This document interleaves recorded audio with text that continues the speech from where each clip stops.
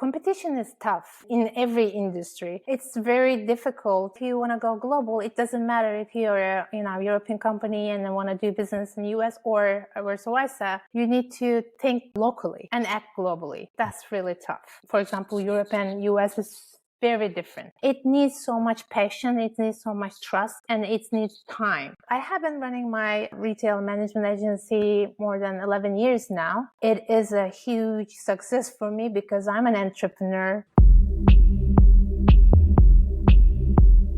Welcome to the podcast, where we introduce you to incredible humans who share their journeys with the mission to inspire you to harness your own inner tenacity to drive your life and career forward. And now, your host, Adam Posner.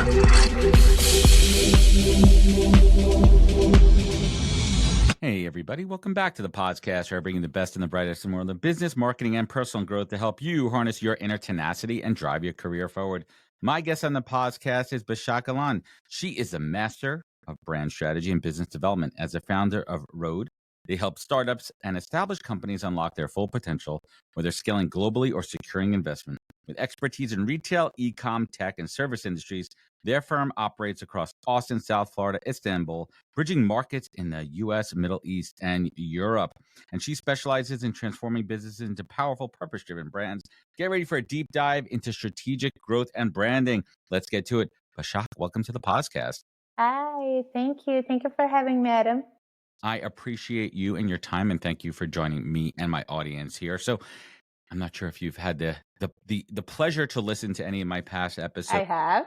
But one of the things I love to do is really understand, especially folks that are in this world of consulting and marketing, and I like to know where that comes from, because I come from a world where both my parents are educators, my brother's in education, and I'm a recruiter, marketer, whatever the heck you want to call me. But if you don't mind me asking, what did your parents do for a living? What do they do for a living? Sure, it's a great question, actually. My father is an entrepreneur, and then, entrepreneurship was a thing at that time, back then. But now I can call him entrepreneurs. He was a serial entrepreneur, actually. He founded a couple of companies and he sold his company to a big company. And then that was my childhood.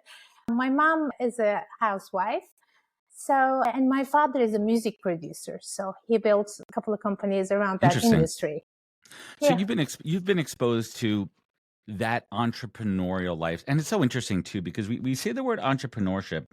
And I think even 15, 20 years ago, I mean, I would consider some small business owners entrepreneurs, right? And it's just like an interesting expression that encompasses it. But if you go back as far as, let's just say, your teenage years, or really those formative years, do you remember, watching your dad and like, what did you learn from him that really infused like how you are today? Like, did you see something that he was doing? Like, you know what? I want to do what dad's doing. Yeah, exactly. So, I think the differences between small businesses and entrepreneurship has more like, believing something. It can be a dream. There is, creating something from nothing. My father did that a couple of times, and he included me as well when I was like 8 years old, 10 years old, and he was just coming home with an idea. He was saying, you know what, this is, I saw some products in wherever, and I think that this is a great product. And if you change this part on that product, it will sell more and stuff. So I believe I learned two things from him. Believe in creating something from nothing.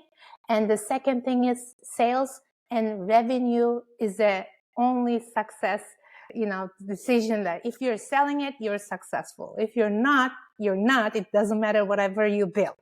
So those are the two things that I learned from him in a very early age.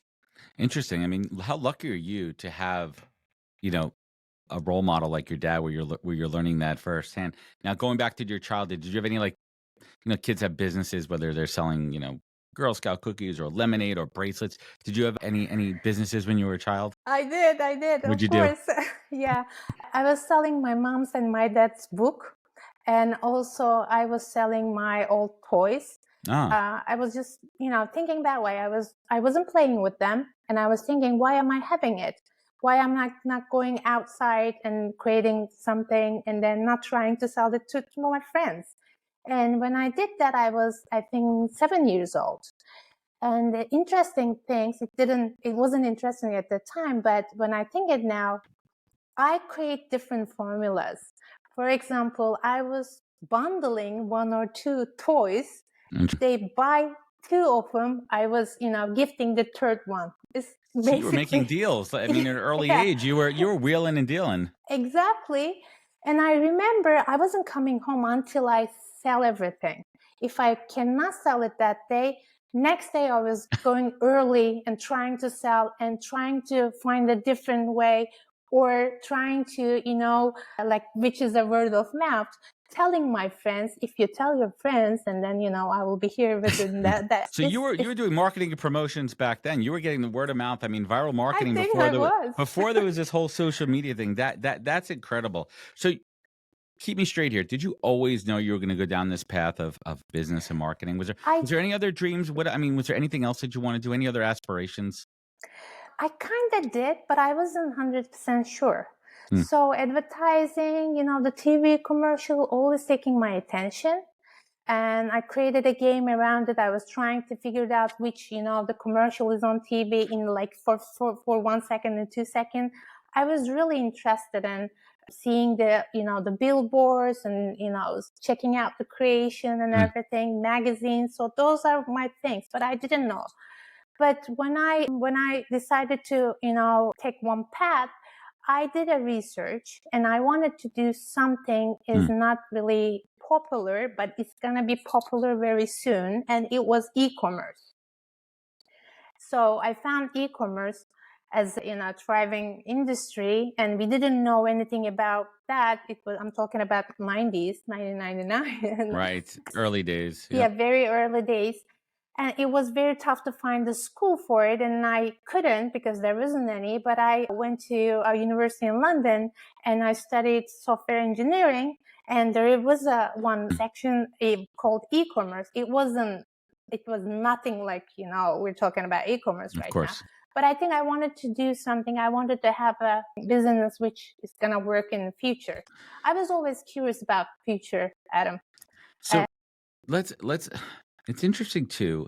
I remember the early days of Amazon. I remember when Amazon was a bookseller, and it was crazy. I was working at a big company in New York at the time, and this gentleman that I was working with was working for Bezos early on when he started from the book business, and started to catch attention. But we didn't know it would become Amazon what it was.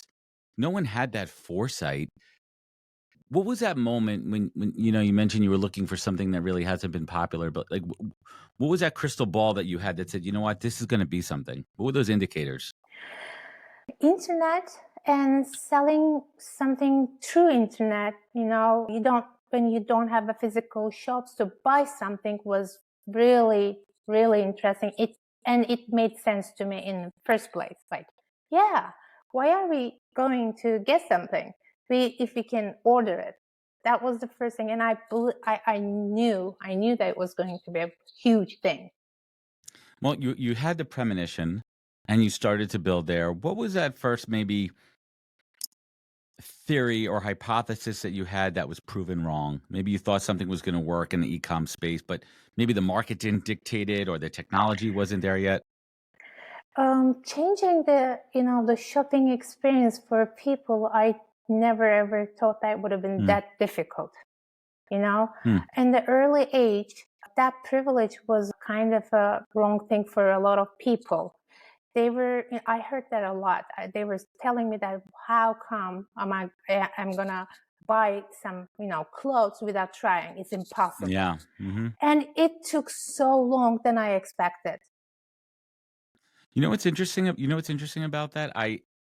It's kind of triggering my memory of.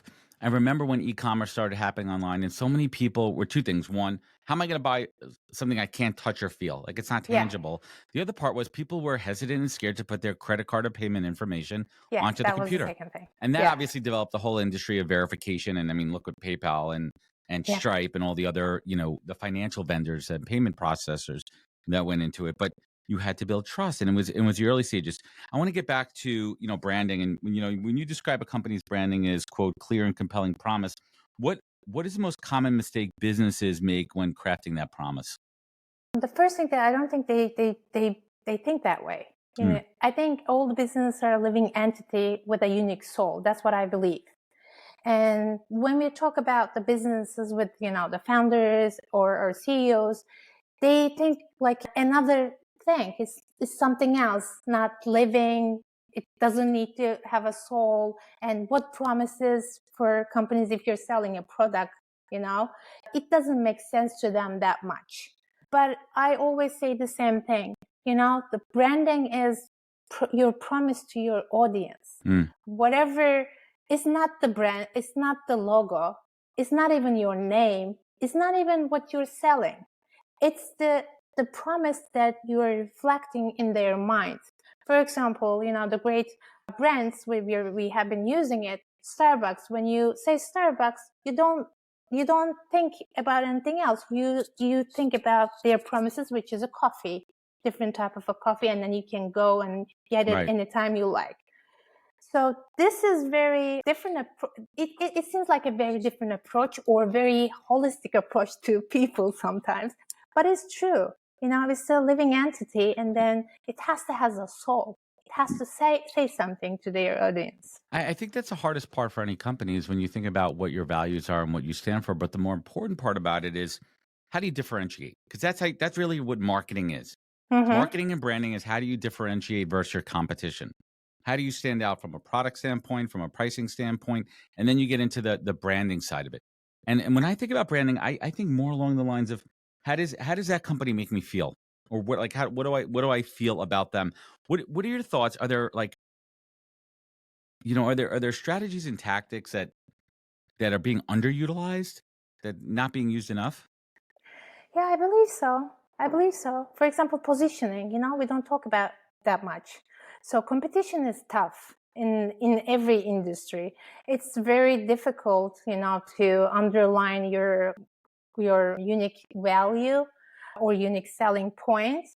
And there are so many products, so many services, and the prices seems like only one comparison. But the feeling, or again, the promises, how make you feel your audience is the key, is the starting point. They start listening to you. And if you can do other things which you have to do, which all we have to do, so you have a chance. So, I mean, it is tough, to be honest with you. It's not easy. But I think believing in it and then doing the same thing, consistency, and then giving that, the feeling and everything is putting everything together. You said a word in there that stands out, and I think that's the biggest differentiator is consistency. Whether it be personal or brand, it's a brand showing up in every day and delivering. Are they consistent with their customer care and customer success? Are they consistent with the quality of their products? Are they consistent with their reputation? That over time is what creates stickiness to customers, brand affiliation. And when products they cheap out or they change their customer support, it's noticeable. You try to save a penny here, but you're affecting sales later on. It's a massive mistake. It is. So thinking as a person, it helps a lot. For example, Adam, when you say your name, we have an idea. We know what you do, and you're consistently doing the same thing. You're not changing every day or every month. You're not trying different things. You are Adam, and you have good values, and you're trying to reflect that every single day. I think business and the other brands are not different. It shouldn't be different. I'm trying to. I mean, that's but it comes down to that. And I think personal brand and business reputation, it's like, what are folks saying about yourself, your person, or your brand behind your back? What are they saying, to other people? They're recommending. And I think that's really what it comes down to. You've done extensive brand transformation out there, and thank you. Transformation is an interesting one. And I think that there's companies that need to transform, and there's companies that think that they need to transform in a drastic way. When you're consulting with a brand on transformation, what does that process look like? What's that first step to really analyze and dig in? The first thing, I'm an agency owner. We're a service provider, but I think I act like external co-founder. So this is the one thing, and I sit down with them and I say, you know what, let's take a look at what you have done. What you have done right. what was the struggle that you have been facing, and your team, your product, your your pricing, your competitors, your market, and everything. I check and analyze everything first, and then I start thinking differently because I'm not that burnout.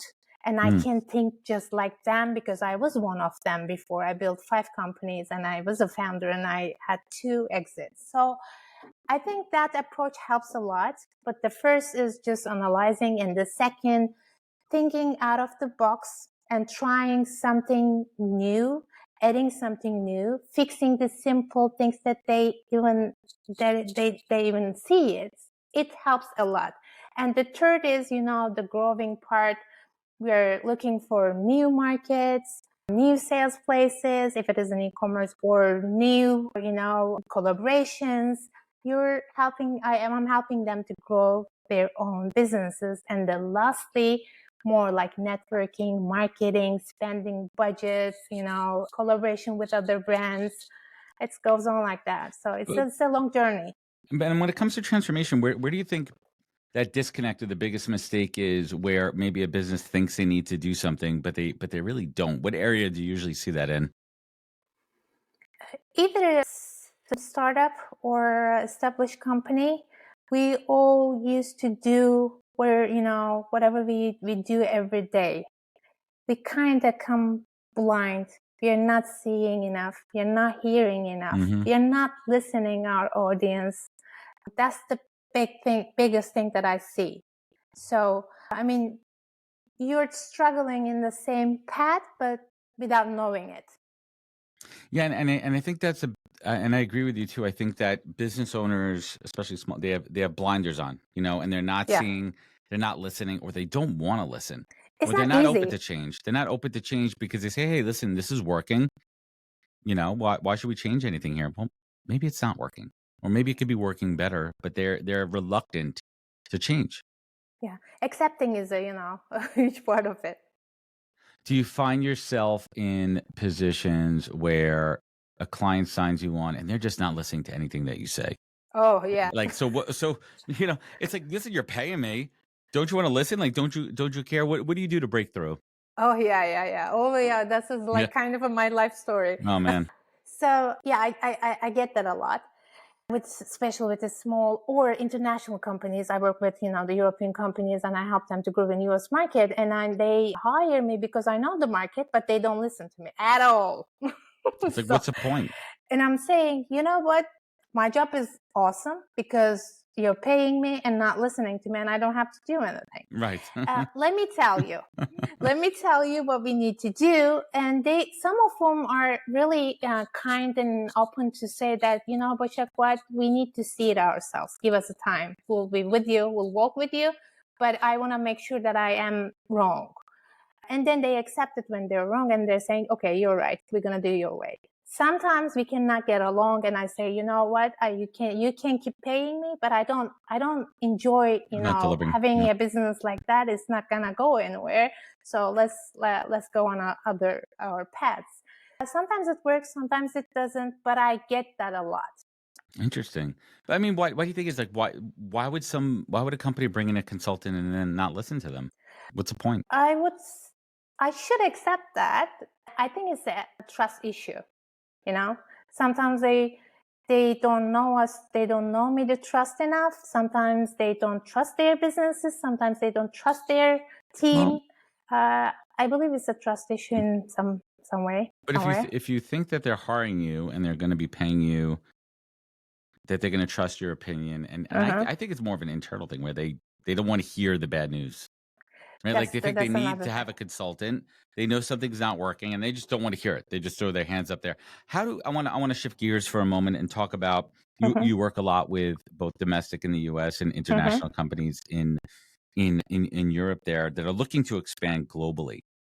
Right. There's some companies that are too ambitious, and a certain level of ambition is good. But where do you think that biggest challenge for, where are they not preparing for global expansion? If you want to go global, it doesn't matter if you're a European company and want to do business in the US or vice versa.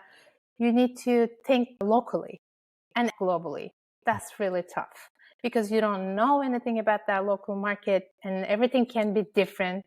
For example, Europe and US is very different. The steps are not the same. The way of working is not the same. The timeline and everything is so different. It needs so much passion. It needs so much trust, and it needs time. If you are willing to go globally, you at least give yourself like a 6 months or 1 year minimum to understand everything. I think it's the same thing if you move to another city, Right. I think it's a good analogy, right? If you're Yeah. moving.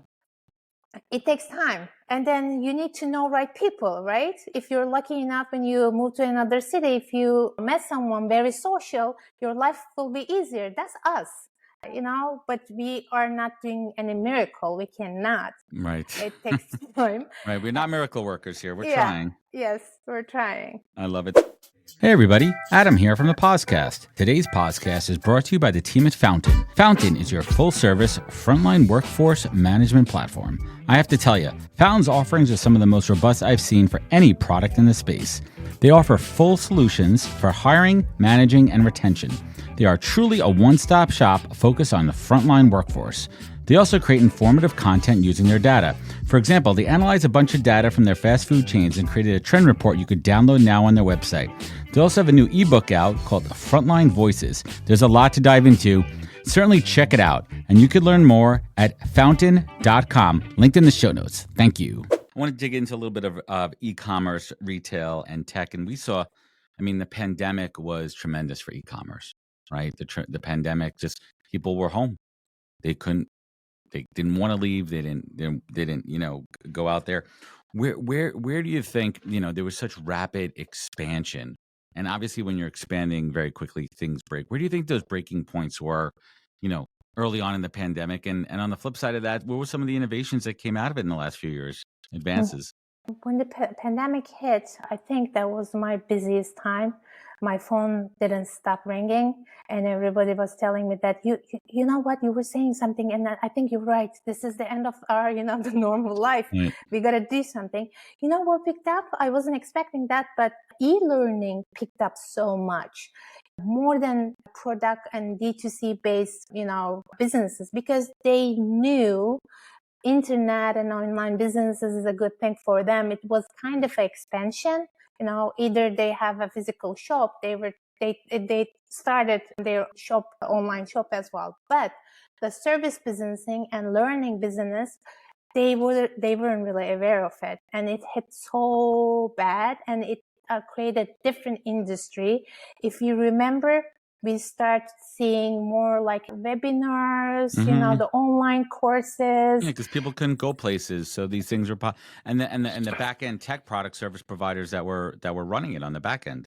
Yes, exactly.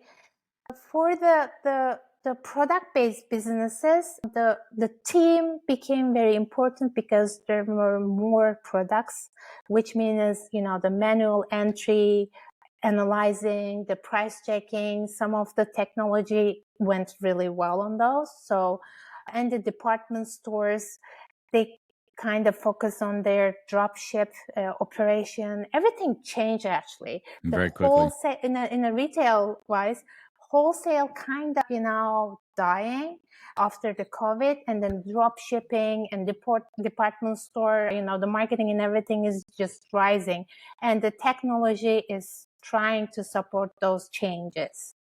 Was the technology keeping up? I think it was listen, the early days of AI. What did you see? Right, like you always say, necessity is the mother of invention, and they needed faster, better, smarter, quicker, figuring out the shipping logistics. And what were some of those trends that you were seeing with the AI and the tech out there that made it so much better?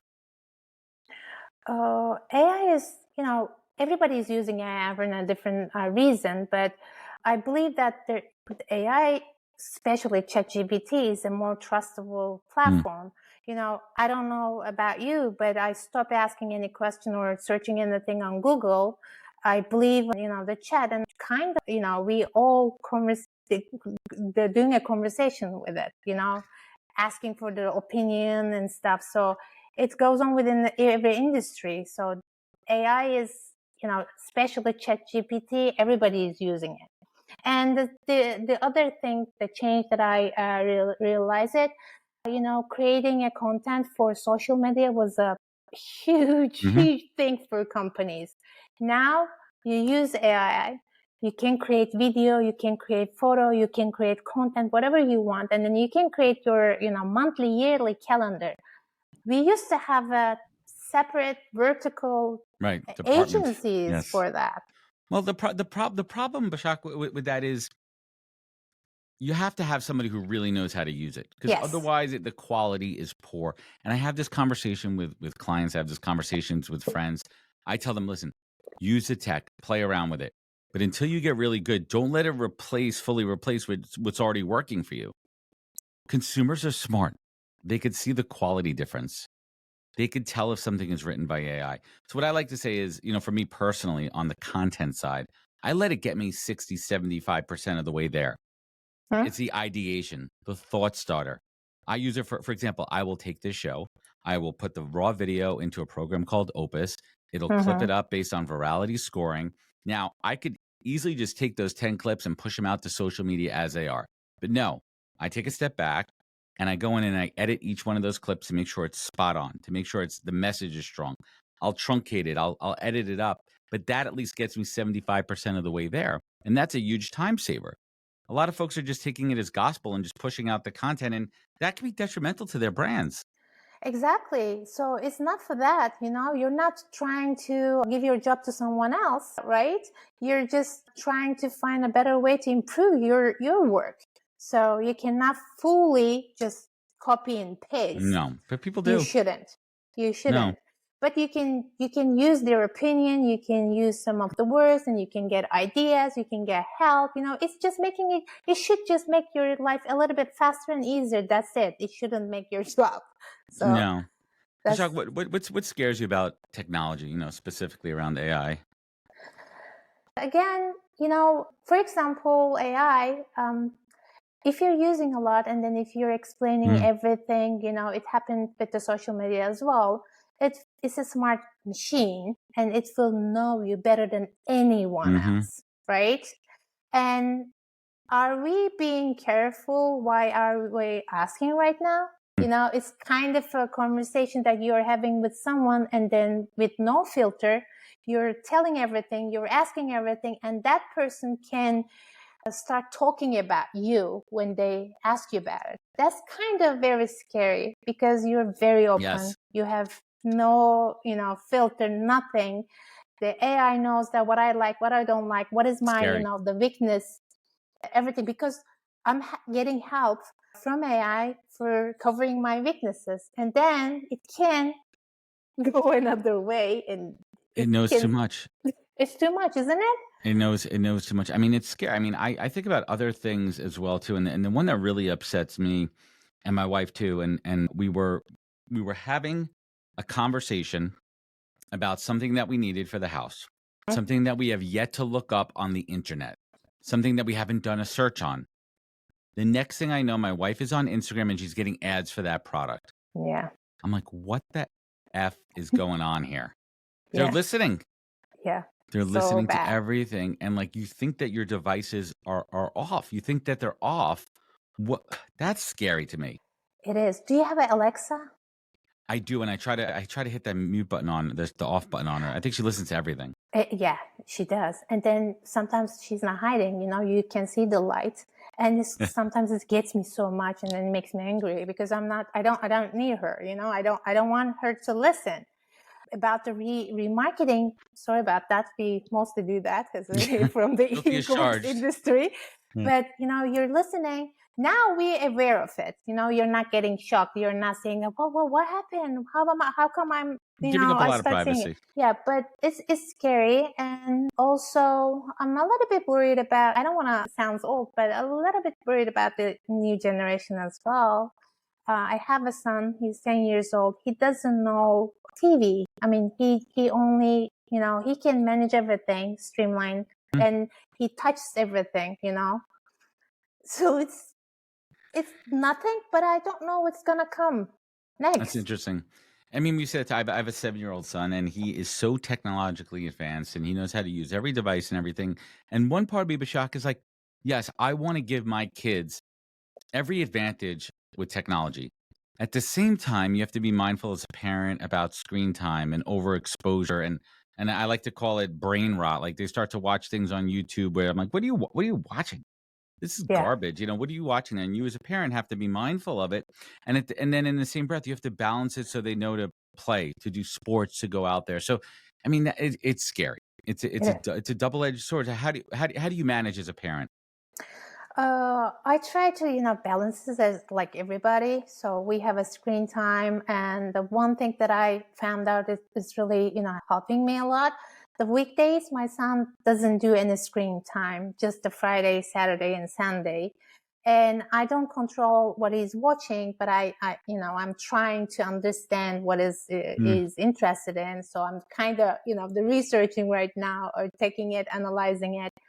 And also he has different friends. One group of friends, he does like play basketball and Hmm. football, so outdoors thing, and then playing, So it's spending still more. being a boy and doing all the things that boys do. Yes, if I allow him, he won't. He'll spend all his time on the computer Well, or screen. it's addictive, right? It's built that It way. is. It's a It built-in is. addiction. We have to same thing with shopping, same thing with online shopping. There are people that are so deeply addicted to Yeah. online shopping. It's scary. I don't think that my son knows how to shop physically, Like go to a like if you told him to go to the supermarket and said, I need milk, bread, apples, eggs, he would have no clue how to do Yeah, and then he says, it. "Why are we going?" Because it's my job. Probably Right. I raised him that way, but I don't have an answer sometimes, Adam. If says, "Let's go on shopping," and he goes like, "Why are we going? Why are we going What am I there? gonna? Yeah, what am I gonna say?" Why are we going there? I try. It's fun. I mean, I do take him shopping. My wife takes him food shopping. I take him when I go to like a Target or the big box because because you know why? Because he thinks he's gonna get something every time and I tell him in the car. I'm like, Ollie, you are not getting anything today. Or my favorite. This is my favorite. I'm sure you experienced it too. Oh, we have to go buy a birthday gift for your friend's birthday party. Oh, okay. Oh, I'm gonna get something then too. I go, that's not the way it works. I need to every teach you it's time. okay to buy something for somebody else without buying something for yourself at the same time. Yeah, It's same absolutely story. Yeah, every time I found out myself buying a couple of the gifts for him, well, for his friends. it's the way it happens here. So getting back to your business here, Mhm. you've been doing this a long time. What is keeping you up at night? What is that biggest challenge in your own business right now as a business owner? Super great question. So I have been running my retail management agency more than 11 years now. It is a huge success for me because I'm an entrepreneur. Mm, I love to build something, and then put everything together, and then I want to find something else, So it's a great feeling for me. Now I do that with my clients because I take different industries, different brands. So it's kind of it's filling me, and then I love it. But I'm worried that I will be focused on something else. For example, we have been working with fashion companies, and then it's going really well. All of a sudden, I want to sell home and decoration things, or the marketing is related. There are a lot of related services. We just launched our production, entity under the same company. So I always get like a little bit stress of losing my focus and trying to need things, and I want to do it. And I know that if I can stuck on the similar areas, it will be better for my personal health and for my business. So I appreciate that. That's a good one. So let's bring it home here with some questions. If you could give one piece of advice to a founder that's trying to stand out in a crowded market, what would that be? tough question. So I think if I was one of them, I would have just checked my leadership skills. Because if you can attract right people, right team member, your life will be really easier. So if you are visible as a leader, thought leader, and then if you can believe in your company's value, and if you can reflect that, your life will be I like that. easier, and then you will attract the right audience and right team members. I do like that answer. And Thank you. we've all received advice, lots of advice in our life. But Bashak, is there that one piece of advice that every day you take action on? It could be a mantra. It could be something that gets you motivated, that keeps you going. I do. I mean, I try to be consistent with my work. As a founder, CEO, or entrepreneur, you can create your own daily routine, right? I do everything at the same time. I start at 8 a.m. and I try to finish 5 p.m. And sometimes I'm not really motivated. I cannot think, I cannot create. And I say to myself, okay, you're having this day. Please just take a deep breath and then pick one thing that you can do today. And be grateful with it. Tomorrow will be different. Don't panic, and then be open and share that feeling with your investors, with your team, or with your clients. Tell them that today is not the right day, but I will be better tomorrow, and try to do at least one thing that day. I think that's great advice too, because I think that we have to understand that not every day we're going to be perfect. Not every day we're going to be our best self. But even and some days you have no energy, and it's okay. That means you're tired. That means you're not focused. You're burnt out, and you need that time to recharge, especially as a founder, as an entrepreneur, because it's stressful. It is stressful what we do day in and day out. And you said something interesting: is accomplish that one task. Yeah. And I think that if you could say, hey, you know what? I wasn't feeling great today, but at least I got something done. Yeah. And it's I kept a great moving feeling. it forward, right? It's a great feeling. And it's funny, I say this, I say to my kids every day, start the day with making your bed, because at least you accomplished one thing. Yeah. Aside from the fact that I think you should make your bed, except in a hotel. Hotels, I leave it. It's not my job, right? It's like, and then sometimes it's funny. I don't know if sometimes when I'm in a hotel, sometimes I find myself not like making the bed, but I'll pull the cover over, and then I'm like, what am I doing? They're going to come in, and anyway, I digress.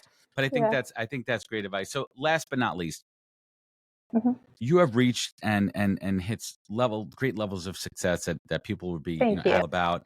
But success means something different to everybody. Bashak, how do you define success?